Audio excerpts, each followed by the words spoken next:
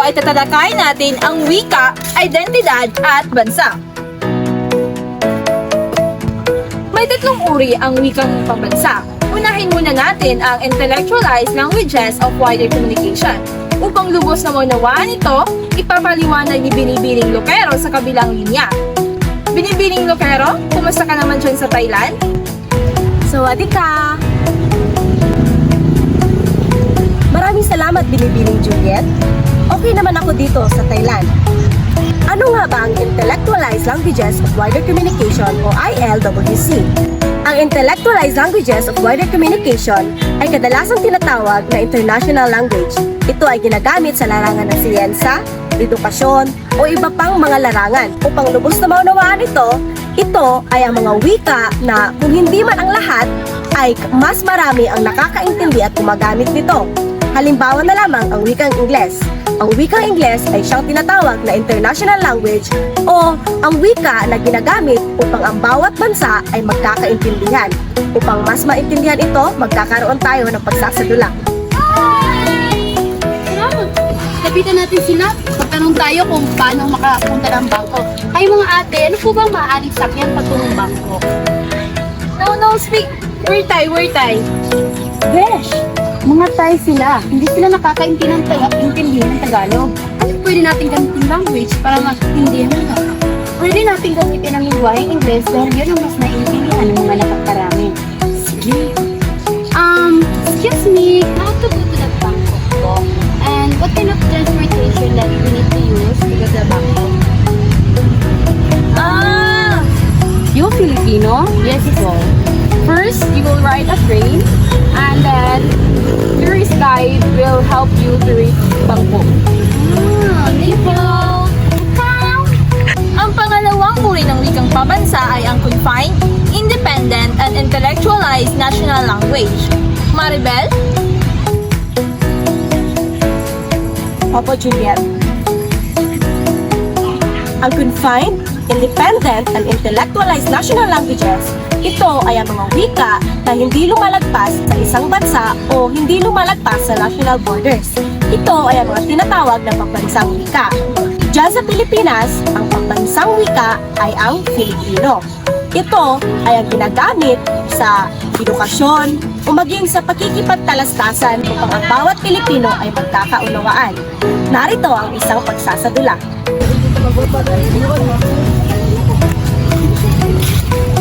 May buntag, te.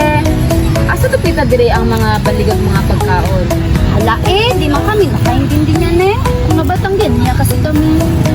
Ay, Tagalog. Saan po ba dito ang mga nagtitinda ng mga masasarap na pagkain po? Alay, gang. Punta ka lang dun sa unahan, gang. Kita ka niya na may pagkain dyan. Marami, gang. Punta ka lang dyan, Sige, maraming salamat po. Salamat po. Ang ikatlong uri ng wikang pambansa ay ang developing national language. Maribel? Ang developing national languages, ito ay ang mga wikang pambansa na patungong intelektualisasyon. Halimbawa na lamang nito ay ang mga wikang Kastila o di kaya ang mga wikang Bisaya. Alam naman natin na ang mga Kastila o ang mga Espanyol ay sinakop ang Pilipinas noon. Kaya, ang mga Pilipino, kadalasan ginagamit din nila ang mga wikang Kastila o di kaya ang mga wikang Bisaya. Kaya, ang mga wikang ito ay siyang nagsisilbing pantulong. Kaya kung minsan, kahit hindi Tagalog, nagkakaintindihan pa rin ang mga tao. Kagaya na lamang ng salitang lamesa, hindi ito wikang Tagalog. Ngunit kapag ito ay sinalita at binigkas, malalaman natin kung ano ang ibig sabihin nito. Ang ibig sabihin nito sa Ingles ay table. Sa ganitong paraan, kahit hindi man Tagalog ang ating ginagamit na wika, nagkakaintindihan pa rin ang bawat mamamayang Pilipino. Tumungo naman tayo sa kasarian. Mayroon tayong tinatawag na gender leg. Ito ang pagkakaroon ng pagkakaiba sa pakikipag-usap ng mga babae at lalaki. Halimbawa, una, ang status versus support. Ayon kay Tane noong 1990, ang mga lalaki daw ay hindi gusto na pinapangunahan sila sa kanilang mga desisyon. Samantalang ang mga babae naman, gusto nilang sinusuportahan sila ng kanilang mga kaibigan o kahit sino man na mas malapit sa kanila. Ang lalaki. Yung gas mo nandito. Dito may lakad kita. Kaya mo na nga ako nang bala sa diskarte ko. Ang babae.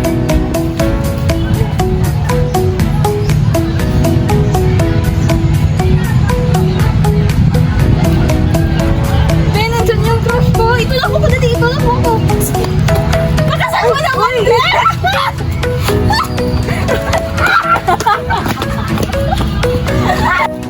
Pangalawa, independence versus intimacy.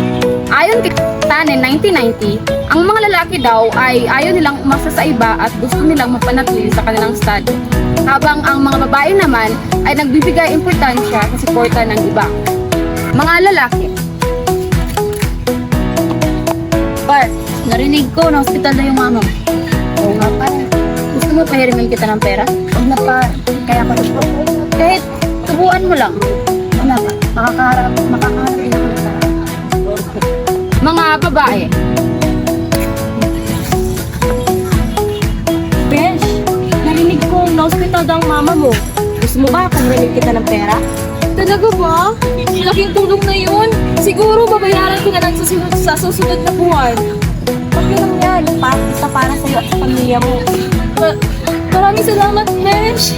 Advice versus understanding. Ayon kay Tannen 1990, sa lalaki, ang lalaki ay mas inuunan nila ang solusyon. Samantalang ang sa babae naman ay mas nauuna ang kanilang emosyon kaysa sa solusyon. No! Gusto mo dalhin kita sa ospital? Bakit? Anong ginawa ko? Kasi gusto mo ko dalhin sa ospital.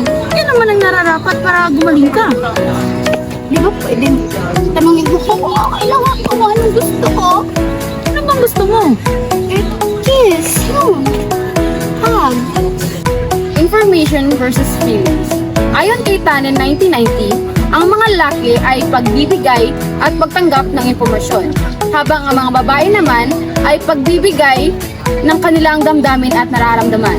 Halimbawa, Brad, alam mo ba? Lumabas na yung memo, wala daw pasok na dahil sa init ng panahon. Oo nga.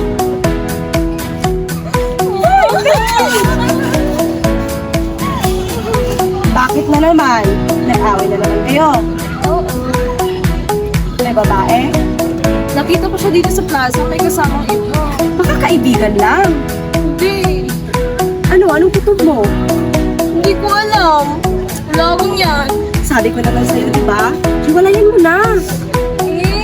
Hindi ko kaya.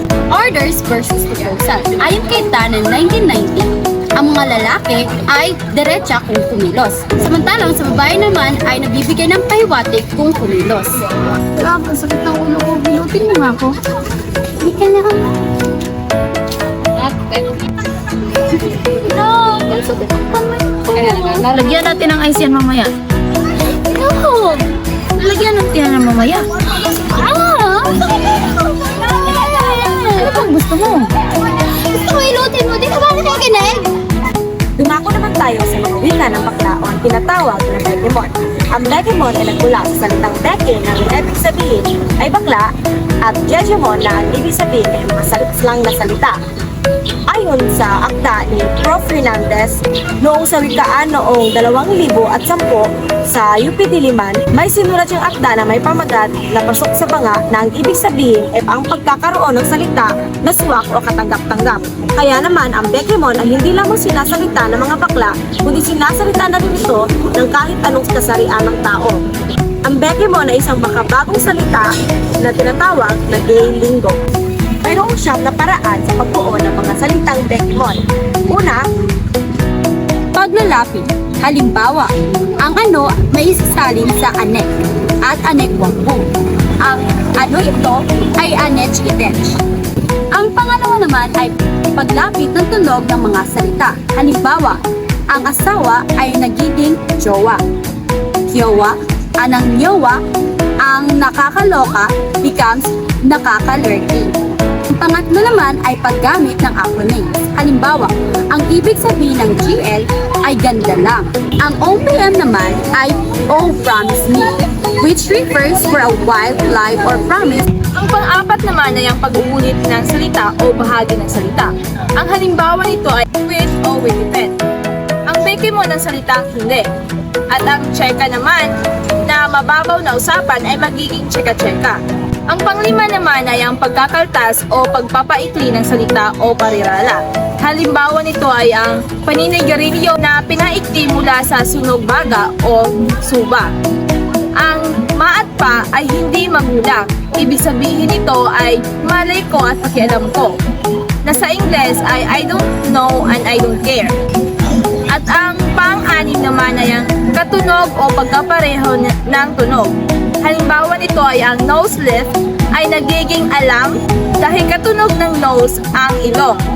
Ang nose as in nose lift ko ang sagot sa exam. Ito naman ay ang paggamit ng mga pangalan ng mga sikat na tao o lugar.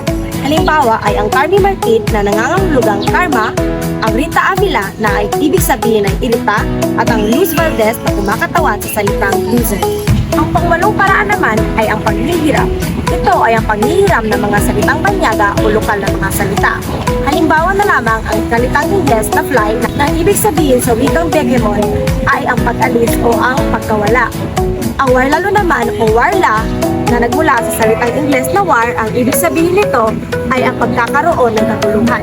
Ang salitang hiligayno naman na dako sa wikang Begemon, pareho lang kahulugan nito na ang ibig sabihin ay malaki. Ang pangsyam naman ay ang pagbabago sa kahulugan ng mga salitang hiram. Halimbawa na lamang nito ay ang Ingles na salitang award na ang ibig sabihin nito ay gantimpala. Kung ating iisipin, ang gantimpala ay isang positibong salita. Ngunit kapag ginamit natin ito sa salitang Begemon, ang salitang award ay nangangahulugang pagkakaroon ng punishment o kung meron kang kasalanan, binibigyan ka ng award o pinapagalitan ka. Ethnicity. Sinasabing maaaring kasapi ng isang particular na grupong etno-linguistiko ang mga tao kung sila ay kabilang sa isang kabubuan. Mga batayan sa paghahati ng pangkat. Una, wika, kultura o sistema sa pamumuhay, relihiyon, gawi, tradisyon at ritual. Etnisidad. Unahin muna natin ang wika. Ang wika ay kaakibat sa kultura. Tangay ng mga tao ang kanilang wika saan man sila magpunta at kaakibat nito ang kanilang kultura. Ang wika ay susi sa pagkakaisa ng iba't ibang grupo sa isang bansa. Halimbawa na lang ang India na ginagamit ang Hindi bilang pambansang wika. Sa Indonesia, ang pambansang wika sa Indonesia at Filipino sa Pilipinas. Ito ay sapagkat ang mga wikang ito ang lingua franca o wikang ginagamit o nauunawaan sa mas malaking bahagi ng archipelago. Ang pangalawa naman ay lahi. Ang wika ang pagkakakilanlan ng ating lahi. Wika din ang nagbubuklod sa mga taong bumubuo ng lipunan. Para sa akin, wika ay ang nagsisilbing ilaw o gumagabay sa atin upang makapagtatag tayo ng isang lipunang malaya. Maitaguyod ang ating mga hangarin at maisulong ang ating mga adhikain. Nasa wika, nakasalalay ang pag-unlad ng lipunan at ng mga bumubuo nito. Ang wika, pasulat man o pasalita ay isang instrumentong ginagamit ng lahat ng tao upang magkaunawaan at magkaroon ng interaksyon. Kung wala ang wika, hindi gagana ang isang lipunan. Ay ano naman ang lipunan? Ang lipunan ay isang set ng mga taong may iisang kultura, pananalita at layunin. Pangatlo ay ang henerasyon. Wikang Filipino sa makabagong panahon. Ang wika ay isang bahagi ng pakikipagdalastasan. Kalipunan ito ng mga simbolo, tunog at mga kaugnay na batas upang maipahayag ang nais sabihin ng kaisipan. Archive ay ang lumang Tagalog na ginamit bago ang paggamit ng Pilipino noong 1973. Ito ay kinabibilangan ng mga sinaunang anyo ng Tagalog, gayon din ng mga salitang inimbento ng mga purista na tila hindi na gaanong ginagamit sa kasalukuyang panahon. Ekonomiya, binubuo ng mga sistemang ekonomiko ng isang bansa o ibang area. Ang trabaho, puhunan at mga pinagpunang lupain at ang pagmamanufaktura. Produksyon, pangangalakal, distribusyon at konsumpsyon ng mga kalakal at serbisyo ng areang ito. Balbal. Ang balbal ay tinatawag din slang na salita. Ito ay ang di pangkaraniwang o di pamantayang paggamit ng salita sa isang partikular na wika ng isang partikular na grupo o lipunan. Ito ay tinatawag din salitang kalye o salitang kanto. Relihiyon. Wika. Isang penomenong panlipunan at tinitingnan bilang espesipikong instrumento ng pagkontrol sa isang individual. Tumutukoy hindi lamang sa pasalita kundi pati na rin sa mga pasulat ng mga pagpapahayag. Bahagi ng salitang ito ang senyas at simbolo. Maituturing din itong isang sistema ng mga arbitraryong simbolo ng mga tunog para sa komunikasyon ng mga tao. Isang variable na umiral sa loob ng lipunan at nakakalika ng mga pangyayaring maaaring tawaging isang konkretong realidad. Wika ng relihiyon. Tumutukoy sa mga bagay na hindi nakikita o kaya'y maaari lamang maranasan o maramdaman. Wikang abstrako at di kognitibo o wikang pananampalataya. Ginagamit sa pagpapahayag ng mga saloobin at sariling paniniwala. Ayon kay Langford, 1962, nagmumula ang wika ng relihiyon sa tinatawag sa sakramento. Sunod naman ay nangangailangan ng wika upang maipahayag ang isang paniniwala, maipaunawa ang relihiyon at maitupad ang disiplina. At ang sunod naman ay wika ng relihiyon bilang isang simbolikong wika. Ang sunod naman ay ang wika ng relihiyon ay pinatutunayan at pinalilinaw sa pamamagitan ng pananampalataya. Ang sunod naman at ang panghuli ay ginagamit ang wika ng relihiyon upang makakontrol sa kanyang mga nasasakupan sa pamamagitan ng pagpapahayag ng mga pangungusap na nagsasaad ng utos, moral na pananaw, katotohanan, impormasyon at informatibong mga pangungusap. Psikolohiyang Pilipino. Psikolohiyang bunga ng karanasan, kaisipan, at oryentasyong Pilipino. Higit na mauunawaan ng isang Pilipino ang kanyang sarili upang sa gayon ay mapaunlad niya ang kanyang buhay. Isang alternatibong perspektibo kung paano ipapaliwanag ng pag-iisip, pagkilos, at damdaming Pilipino na malaki ang kaibahan sa mga pananaw ng iba pang anyo ng psikolohiya sa Pilipinas. Anyo ng psikolohiya sa Pilipinas? Psikolohiya sa Pilipinas. Kabuuang anyo sapagkat bunga ito sa pagkakasunod-sunod ng mga pangyayaring may kinalaman sa psikolohiya ng ating bayan. Psikolohiya ng Pilipino.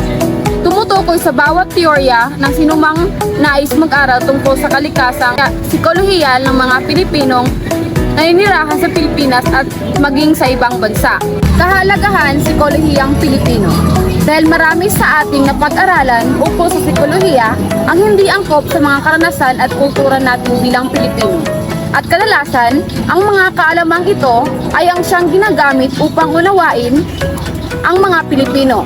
Nakita ng mga tagapagtaguyod ng SP na ang sitwasyong ito ay nakakasama sa atin.